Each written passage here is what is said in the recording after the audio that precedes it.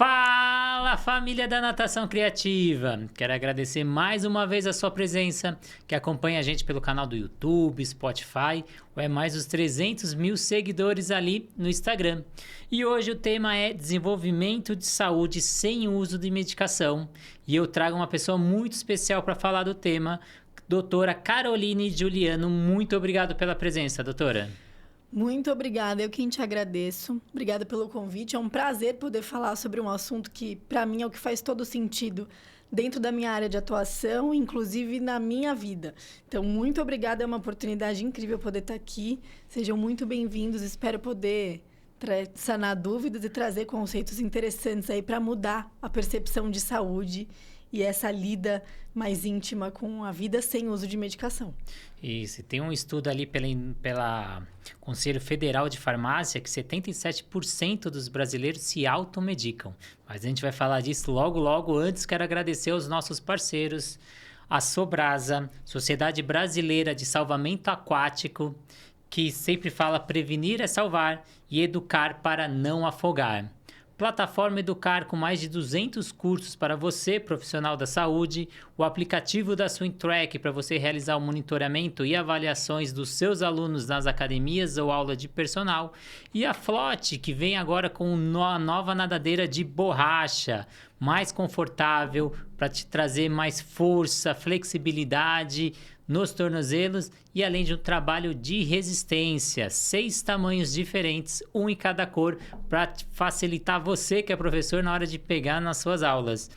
E doutora Caroline, conta pra gente como você chegou na medicina, que não é fácil, e como você escolheu essa área de atuação, que ali tem um leque de informações e de atuações. Bom, eu tenho 32 anos e já estou formada há 9 anos. Mas eu escolhi medicina, foi bem aquela história de criancinha. Eu me lembro perfeitamente que foi um desenho de colégio, na pré-escola, de o que você quer ser quando crescer.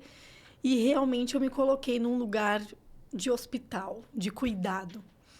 No entanto, essa é a parte romântica da história, né? Como sempre. Eu entendo que, na verdade, o que me levou, de fato, a escolher a área da medicina é que eu sempre tive medo da morte. Olha que interessante. Então, esse foi o ponto que me convidou, de fato, que eu sinto no meu íntimo, a escolher entender um pouco mais sobre vida. Então, justamente por medo de perder pessoas, medo de morrer, foi que eu comecei a me interessar por estudar saúde. E então, prestei faculdade de medicina, passei. Durante o período de faculdade, me interessava muito pela parte da saúde em si. Então, esse funcionamento, essa interconexão do corpo, sistemas e esse equilíbrio que a gente tem, essa capacidade de autocura, de autoequilíbrio, me deixava fascinada. No entanto, a partir do 4º ano da faculdade, a gente começa a desenvolver todo um pensar baseado na doença. Então, a gente começa a olhar para a saúde a partir de um olhar disfuncional, a partir do que deu errado, e não a partir daquilo que dá certo, aquilo que o corpo entrega para a gente todo dia sem a gente precisar pedir, né? Esse movimento de equilíbrio e realmente autoajuste. E aí, foi por conta disso que eu falei, nossa, eu não quero trabalhar com doença. Não, por um acaso, eu acabei ficando doente na faculdade. Eu tive um quadro de estresse intenso e um transtorno de ansiedade. Então, eu fui diagnosticada com um transtorno de ansiedade. Foi aí que eu falei, bom, vou precisar tomar medicação. Fiquei durante 2 anos fazendo uso de medicamento. E entendi que eu não ia conseguir sair do uso de medicação se eu não tomasse providência e não mudasse a maneira como eu estava vivendo. E aí eu fui mergulhando com mais intimidade para o entendimento de como meu corpo funcionava. Fui buscar nas medicinas tradicionais, as medicinas milenares. Então, o Ayurveda, que é o sistema médico de saúde mais antigo da história, a medicina chinesa, e fui tentar entender o que os caras falavam. E esse lugar de intimidade com os ritmos do corpo foi me trazendo um certo conforto e entender que os meus hábitos, na verdade, é quem modulavam esses ritmos. E foi aí que eu fui para a medicina integrativa, medicina do estilo de vida, qual hoje eu sou certificada internacionalmente, e a antroposofia, que é esse lugar filosófico de integração com a natureza, que de fato é minha paixão. E você comentou que você tem a vontade de salvar vidas, né? E de trabalhar com essa vida. A cada 2 mortes, uma poderia ser salva com a prática regular de atividade física. E nessa vida que a gente leva, de estresse, de dormir pouco, de alimentação ruim, é possível viver sem doença e sem medicação? Você sabe que essa pergunta é uma pergunta bonita, interessante, e que eu acho que a gente só vai conseguir responder se a gente abrir mão de alguns conceitos que nós fomos educados a ter. Então, assim, o que é doença, né? Do ponto de vista de medicina convencional, a doença ela é vista como uma desintegração biológica, um desequilíbrio biológico. Então, a gente evidencia a presença de doença a partir de um sinal, um sintoma ou uma evidência física. No entanto, as medicinas tradicionais, elas buscam para a gente, trazem para a gente o entendimento de que a doença, ela tem uma manifestação física, mas ela começa a partir do modo como a gente pensa, sente e atua no mundo. E essa desproporção entre o pensamento, o sentimento e o fazer é que geram as instabilidades rítmicas no corpo, que geram as doenças que, a longo prazo, quanto menos a gente se identifica, menos busca esse ajuste, a gente só consegue enxergar para isso a partir da dor. Então, a doença ela funcionaria como um lembrete para que a gente pudesse recuperar quem de fato nós somos. Como de fato a gente pensa, como de fato a gente sente, como de fato a gente quer atuar no mundo. Então, neste sentido, eu entendo que sim, é possível viver sem doença. Inclusive, estando com um diagnóstico. Entendendo que o diagnóstico que você tem é uma condição para que você volte a mergulhar com mais profundidade em quem você é e consiga ajustar os seus ritmos, fazendo, a partir do básico, a partir dos seus hábitos, uma nova leitura de vida.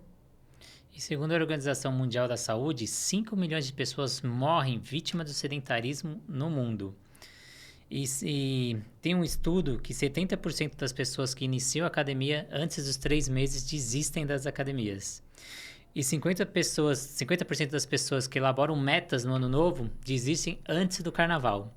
Então, a gente sabe disso, a gente sabe da qualidade do sono, qualidade da alimentação, da importância da atividade física, mas como fazer isso realmente virar um hábito no seu dia a dia? Essa é a grande dificuldade de quem está aí do outro lado. Saber, todo mundo sabe. Exatamente. E é exatamente por isso que acaba perdendo um pouco a credibilidade dessa história da mudança do estilo de vida. A galera acha que é balela, que é falação, e por mais que entenda, acha que você precisa de condições muito perfeitas ou recursos muito específicos para que você consiga, de fato, colher melhora.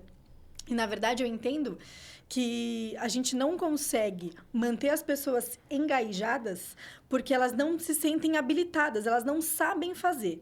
Então, o primeiro ponto é a motivação. Sempre que a motivação para você fazer uma mudança de estilo de vida vem de fora, então vem exclusivamente porque seu médico pediu, porque seu marido quer, porque sua esposa achou bom, porque seus filhos estão solicitando, e você de fato não se identifique com o que precisa ser feito, você tem menos chance de estar no movimento de mudança. Segundo ponto, eu entendo que não ter claro que mudar significa ganhar e perder. As pessoas entendem que mudar o estilo de vida é só ganhar. Só ganhar. E não, você perde em algum nível um jeito conveniente de fazer as coisas. As pessoas comem em excesso porque elas, em algum ponto, se sentem beneficiadas com isso. As pessoas estão sedentárias porque, em algum ponto, se sentem beneficiadas por isso. E se elas não estiverem dispostas a abrir mão desse ganho, entre aspas, que elas entendem que estão tendo, para gerar um movimento novo e desconhecido, onde o ganho, o bem-estar, a qualidade e o objetivo não é imediato, elas não conseguem se sustentar. Então, eu brinco que é um movimento da gente se adultizar, porque criança que gosta de benefício imediato, adulto entende que é um processo de construção. Eu entendo que é principalmente por esse motivo. A falta de controle ambiental também. Então, a pessoa, ela acha que ela vai para a academia, que ela precisa de alguém para direcionar ela. ou que ela precisa comer melhor, mas que a comida tem que estar pronta, ou que ela não pode ter nenhum tipo de desafio no ambiente para conseguir alcançar o que precisa. No entanto, é ela quem vai precisar mudar o ambiente. Deixar a mala pronta para ir na academia e não voltar para casa para não ter preguiça. Entender que ela vai precisar organizar o roteirinho ali do que ela vai se alimentar durante toda a semana. Então, ter um cardápio bem estabelecido. A geladeira meio que cheia ali no começo da semana para não precisar indo todo dia no supermercado fazer melhores opções.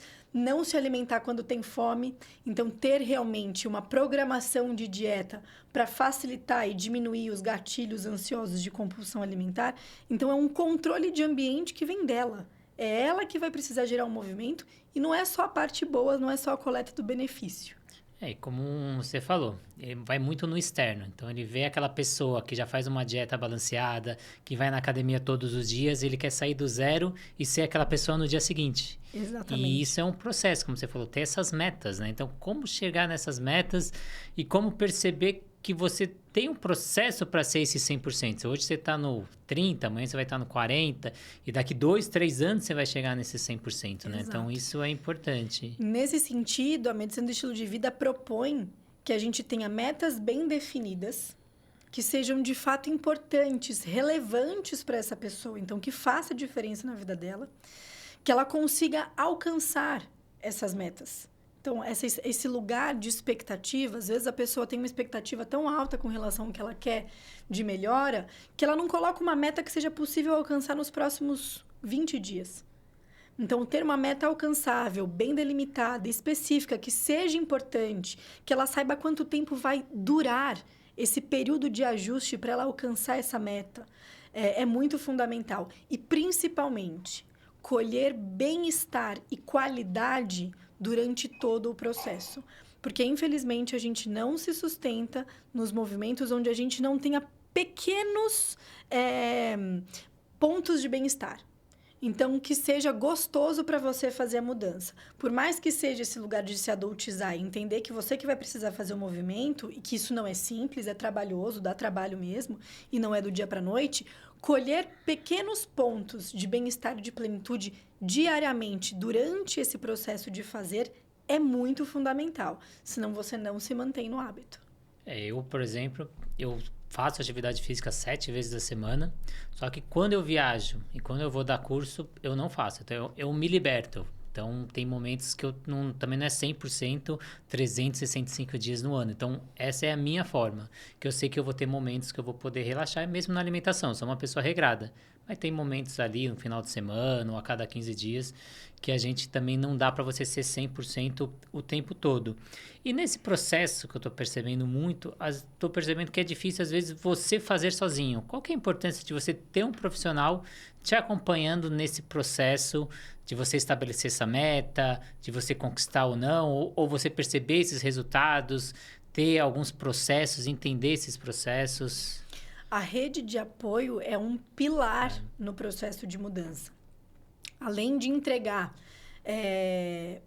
para a pessoa que está se propondo os benefícios que ela pode alcançar, conseguir desmistificar os pseudo-ganhos que ela acha que ela tem em não fazer a mudança.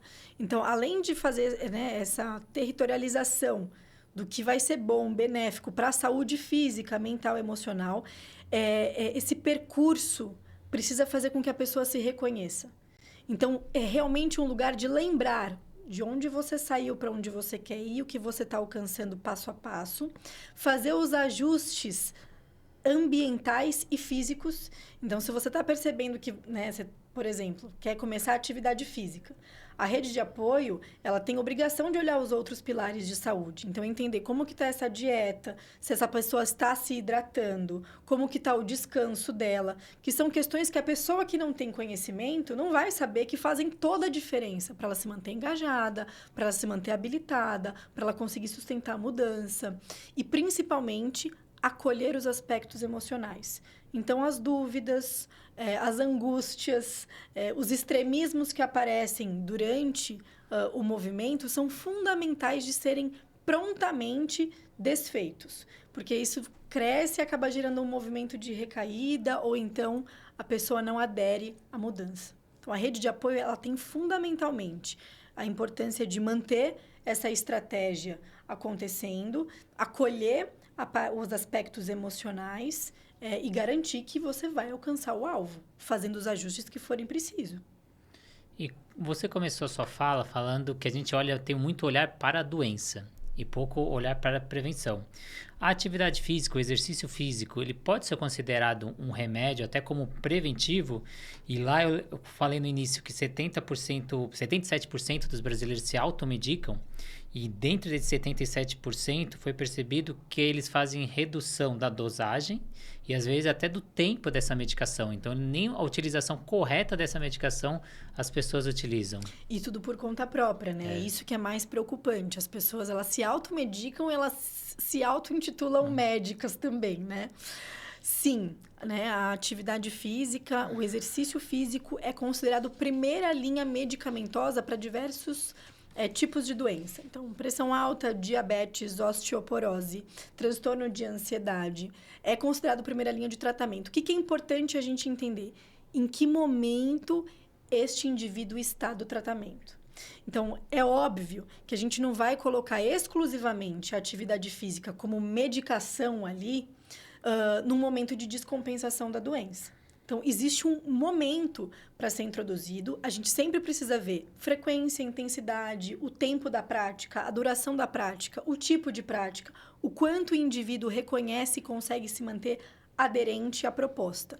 Então, é muito importante que a gente individualize esse olhar quando se trata de prescrição, de medicação ou de qualquer tipo de comportamento. Não abomine a medicação e entenda que muitas vezes o medicamento vem como uma boia salva-vidas. Então, você está se afogando, você põe a boia, põe o remédio ali, faz o doente sair daquela condição de instabilidade física, mental, emocional, ambiental e coloca a proposta gradual de mudança de hábito, sendo ela a partir da educação física, a partir da atividade, da prática de exercício, ou seja, a partir de qualquer outro hábito de vida, o descanso, a alimentação, o que quer que seja. Então, é importante individualizar.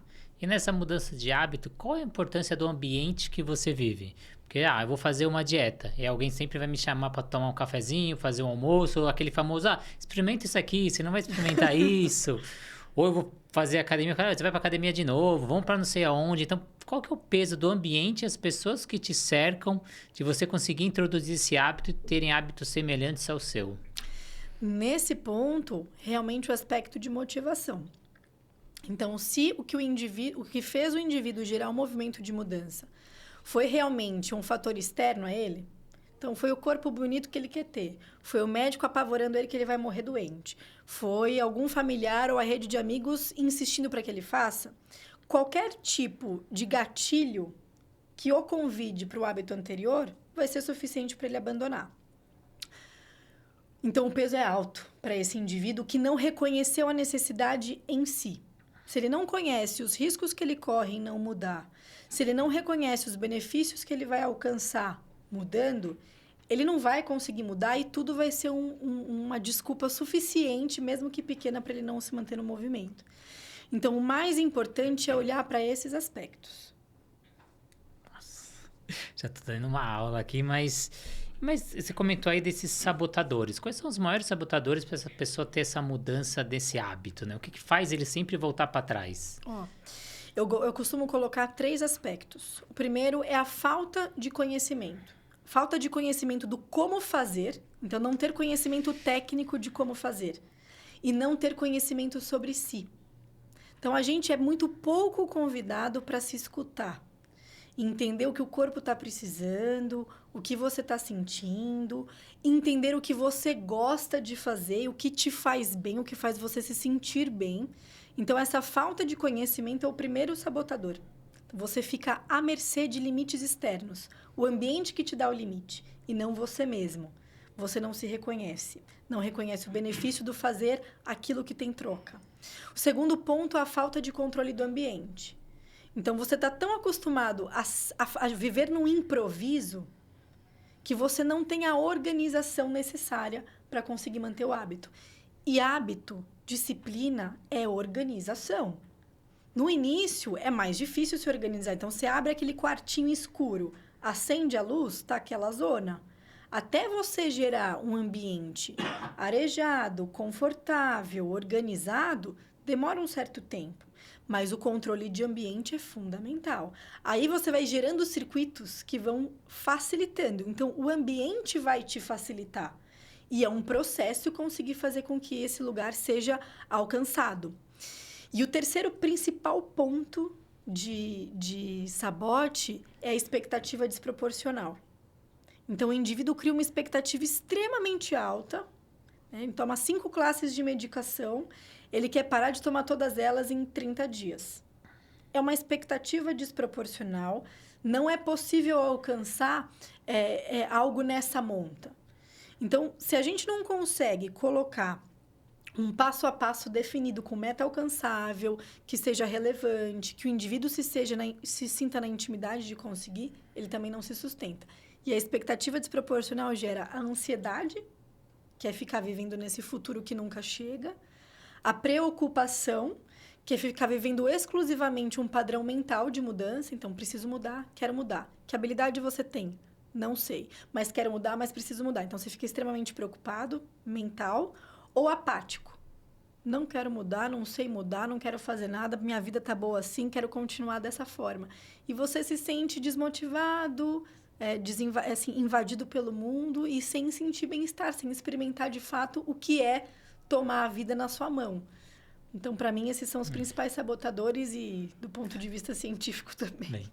Bem, e outro ponto também muito importante é o contato com a natureza. A gente conseguir, às vezes, desligar desse mundo que a gente vive, de pressão, de resultado, de estresse.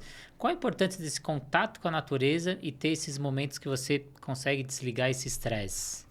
Bom, eu sou suspeita para falar sobre contato com a natureza porque eu fui estudar antroposofia, né? Que dentro da medicina integrativa, das práticas tradicionais, a antroposofia, a premissa da antroposofia é fazer o indivíduo conseguir reconhecer que ele é a própria natureza. E que o ser humano tem todos os reinos inseridos em si. Então, a gente tem todos os ciclos vegetais dentro de nós, né? A nossa função vegetativa, que é a de distribuição de ritmos no corpo, é a mais forte que a gente tem.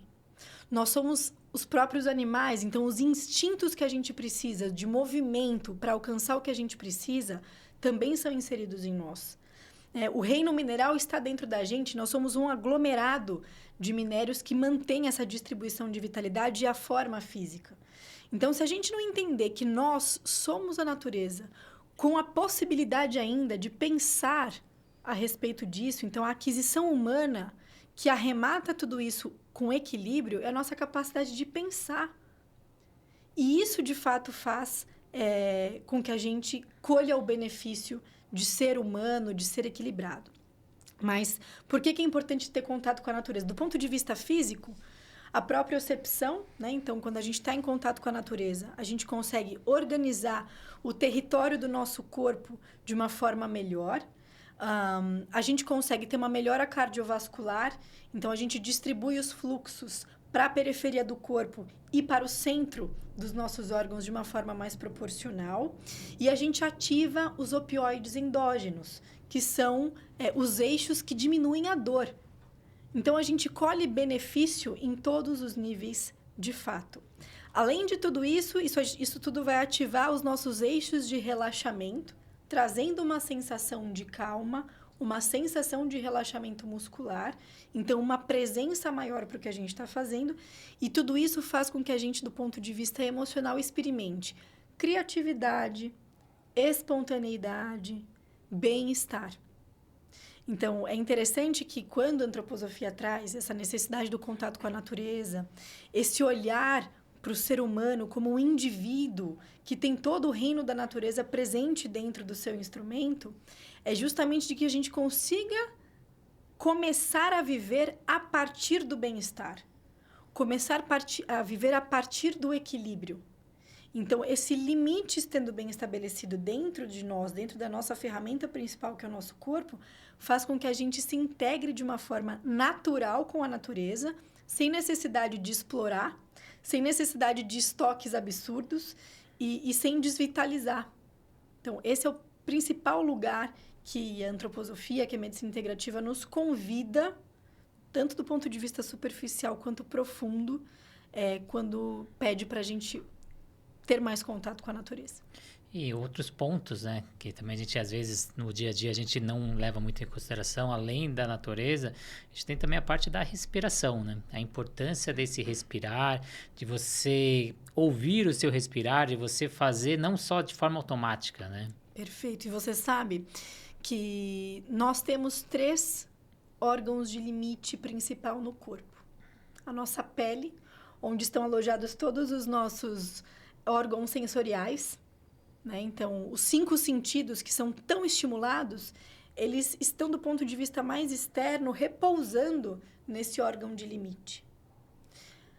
O pulmão, que é um órgão entre o limite externo e interno também. Então, este respirar também faz com que a gente aprenda a respeitar os nossos limites, né? A dinâmica respiratória é uma dinâmica automática em algum nível, mas que nos convida, a partir, inclusive, da prática de atividade física, a ser dono da dinâmica, a gerar a dinâmica de acordo com aquilo que a gente quer que ela seja. Então, um principal ponto de encontro entre nós e o mundo. E o trato gastrointestinal. Então, a dieta, a nutrição, também é um aspecto de limite. Nesse sentido, a gente respira, a gente descansa, a gente se organiza a partir da respiração, da nutrição e dos estímulos. Então, o contato com a natureza, ele permite que a gente se reorganize em ritmo, respirando melhor, se nutrindo melhor e diminuindo estímulos artificiais, se conectando com os estímulos que, de fato, o corpo reconheça como natural. A grande maioria das pessoas que estão ouvindo a gente agora pode ser sedentários, né? 47% da população brasileira é sedentária, segundo o IBGE. E se a gente for por jovens, esse número é mais alarmante ainda, 84% dos jovens são sedentários no Brasil. E para quem está aí desse lado, que quer dar esse primeiro passo, uma mudança de hábito, contato com a natureza, que dicas você daria para quem está começando agora? Bom, primeiro de tudo, eu vou puxar a sardinha para o meu lado. É fazer parte do programa Saúde Sem Remédio, que foi um programa que eu desenvolvi baseado em evidência científica, em todo esse estudo da medicina do estilo de vida, da antroposofia, que dá a chance da gente realmente se reorganizar sem precisar fazer uso de medicação, onde a gente coloca como pilar o movimento. Primeiro passo, encontre algo que você gosta de fazer. Não adianta você começar por alguma coisa que você não tenha interesse, que você não goste de fazer. Então, é muito fundamental encontrar o que gosta. Segundo, estipule uma meta. Uma meta de tempo de atividade, uma meta de perda de peso, que seja, uma meta de ganho muscular, ou uma meta de tempo que você vai despender fazendo atividade. E terceiro lugar, preste atenção no passo a passo que você precisa para conseguir fazer acontecer a prática. Porque as pessoas acham que praticar atividade física é só estar fazendo atividade. Mas aí é você separar a roupa que você vai usar. É você preparar a água que você vai usar no treino. É você fazer a alimentação daquele dia baseado numa alimentação que não vai te sobrecarregar para você alcançar o que precisa. É você conseguir falar não para possíveis compromissos ou intercorrências que aconteçam. Então, entender até onde isso é uma prioridade. Priorizar aquilo que é necessário é fundamental para que você consiga começar. Então, dicas mais básicas possíveis são essas. Eu acho que é muito assim, se auto-perceber, se autoconhecer e se autorregular. São essas 3 premissas que a gente precisa. Então, escolhendo o que gosta, não tem jeito melhor da gente começar qualquer movimento que não seja a partir do amor. Então, fazendo aquilo que a gente gosta de fazer. Perceber o nosso corpo, entender se a gente não está desidratado e que por isso que a gente está cansado. Se a gente não está com falta de comida e por isso que a gente não está a fim de fazer a prática. Entender se a gente não está com falta de sono, por isso que a gente não quer fazer. Entender o que a gente precisou preparar e se de fato a gente preparou para conseguir chegar na academia, chegar na praia, chegar onde for necessário para conseguir fazer a prática de atividade física. Acho que é as principais dicas rápidas aqui que eu poderia dar. E lembrar que começar simples, né? Então, são todos hábitos simples aí para esse primeiro passo. Segundo a OMS, um adulto deve fazer entre 150 e 300 minutos de atividades físicas moderadas ou 75 a 150 minutos de atividades físicas intensas por semana. Então, são 30 minutos ali diários ali que você pode intercalar com atividades do seu dia a dia, né? Então, subir um pouco mais a escada, descer um ponto antes do seu trabalho. Então, coisas simples que você vai introduzindo aí no seu dia a dia. É interessante que tem um estudo que aponta... para quem quer atividade física? É para todo mundo. 400 minutos por semana de prática de atividade física vão fazer você ganhar 4 anos de vida. É muita coisa. E é pouco tempo. Né? Então, você não precisa de muito tempo por dia para conseguir ganhar muito tempo de vida. É realmente só fazer o básico. É só começar, né? E aquele estudo que eu trouxe lá atrás das pessoas se automedicando, ali um resultado também surpreendente, que 42% dessas pessoas utilizam antibióticos de forma sozinha, né? Se automedicando, e analgésicos 50% e 24% de relaxantes musculares. Então, nessa sua projeto aí, desenvolvimento da saúde, sem uso de medicação, é possível viver sem essas medicações? É possível viver sem essas medicações. Hoje a gente sabe também que 70% da população faz uso de fitoterápico, que são plantas medicinais que têm efeito biológico. No entanto, apenas 30% dessa população conta para os seus médicos.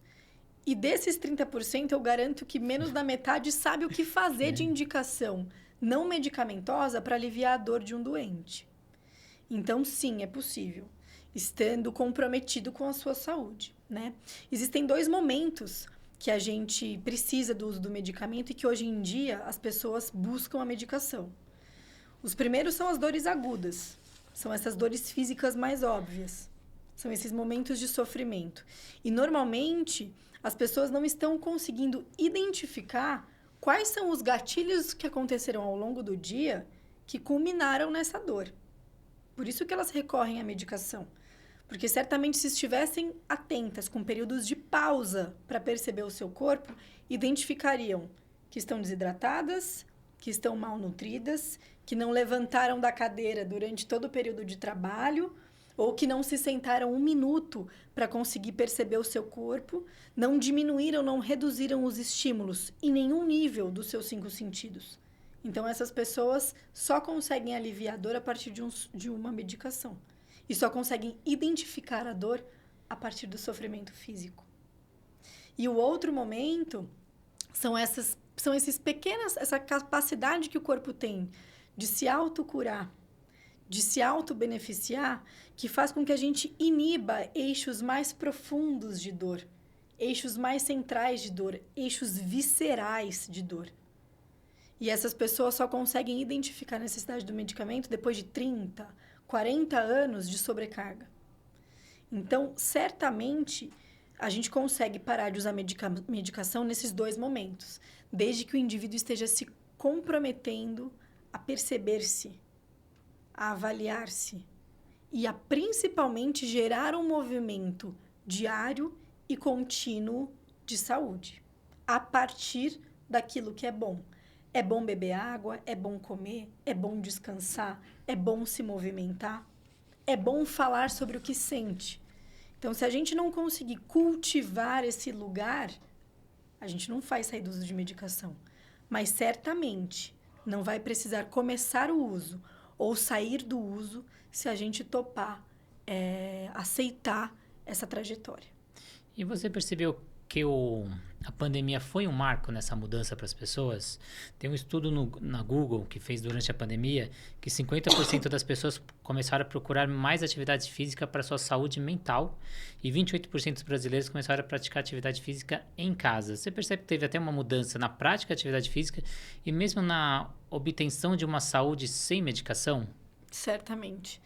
Eu sinto que, assim, a pandemia, ela obrigou a gente a identificar o quanto nós estávamos já isolados, e de uma forma física nos isolamos, então. Porque a gente ficou concretamente isolado, mas a gente identificou de que a gente já estava socialmente bastante isolado. As pessoas estavam comprando estoque sem pensar no outro. Estoque de comida, estoque de álcool gel. Ninguém estava pensando em coletividade e em integração. Então, a gente só conseguiu identificar o quão bicho nós ainda somos. Acho que a pandemia conseguiu nos trazer esse olhar de como a gente ainda age pelo instinto, né? Isso não é uma condenação. Isso é uma constatação de um corpo, né, social e individual que não conseguiu se desenvolver além do instinto animal. E eu sinto que a pandemia fez com que a gente tivesse essa vontade, reconhecesse nos nossos silêncios e na nossa intimidade, no nosso isolamento, a capacidade e a necessidade de se expandir de uma forma mais honesta, mais saudável, buscando esse ajuste rítmico a partir de algo que traga bem-estar, do movimento que expanda, de fato. A atividade física, a alimentação, a gente melhorou muito. A procura por alimentos mais naturais, a procura por medicações que são fitoterápicas, né? Então, que são considerados medicamentos, mas que são naturais. Então, realmente, esse movimento de mudança melhorou bastante. O descanso. As pessoas estão priorizando pausa, descanso. A pandemia trouxe essa chance pra gente. E quem está aí do outro lado, quer conhecer um pouquinho mais sobre a doutora Caroline Juliano, quer conhecer sobre o projeto de desenvolvimento de saúde sem uso de remédio, como que as pessoas te acham, ou mesmo para poder ouvir a sua live de toda quarta-feira ali pelo Instagram, como que as pessoas conseguem te achar? Bom, pelo canal do YouTube ou pelo Instagram, dra.carolinejuliano. Então, todas as quartas-feiras acontecem lives onde a gente aborda assuntos relacionados à saúde sem medicação. Todos os dias vão ter stories, vão ter temas, vão ter perguntas, vão ter falas e interações para que a gente consiga conversar. O programa Saúde Sem Remédio é uma possibilidade individual e coletiva. Então, dentro do programa, a gente tem encontros coletivos, mas o programa acontece de uma forma individual. Então, eu pego na mão da pessoa e realmente caminho ao longo de meses para conseguir fazer esse desenvolvimento. Então, fiquem à vontade para me encontrar inicialmente nessas plataformas e a gente conversa. Queria agradecer muito a sua presença, doutora. Acho que ajudou a esclarecer. Eu te convido para uma próxima entrevista para a gente falar sobre ansiedade, que foi um tema que você falou muito em muitas suas falas. Você começou por causa da ansiedade, as pessoas têm dificuldade de mudança de hábito por causa da ansiedade, e a gente falar uma entrevista inteira só sobre ansiedade. Muito obrigada, eu agradeço a escuta, agradeço a oportunidade do encontro e vamos embora. Então, queria agradecer muito aos nossos parceiros que fazem esse sonho virar realidade.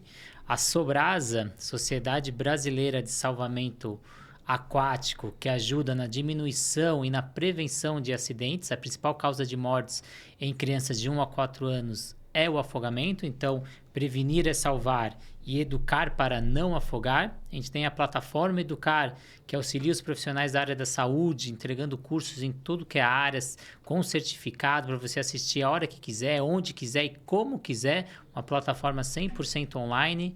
O aplicativo da SwimTrack, que te auxilia aí para você entregar resultados, fazer metas com seus alunos, assim como a gente falou da importância de metas hoje. E a gente tem a Flote, que está vindo hoje com nova nadadeira aqui de borracha, que as nadadeiras de natação são projetadas para gerar sobrecarga nas pernas, aumentando a potência e melhorando a hidrodinâmica do corpo.